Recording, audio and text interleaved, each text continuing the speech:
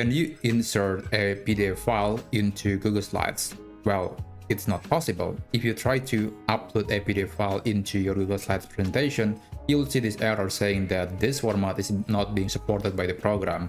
Instead, what we need to do is we have to convert that PDF file into an image format, because image formats are mostly supported by Google Slides.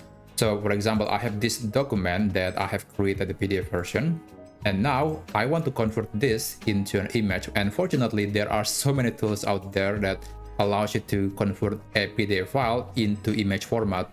You can just go to Google and type PDF to image, and you'll see plenty of free tools that allows you to do that. The process is pretty simple. I'm not going to get into that, but basically you just need to select the file, and then it will convert the PDF file, and you should be able to download the image.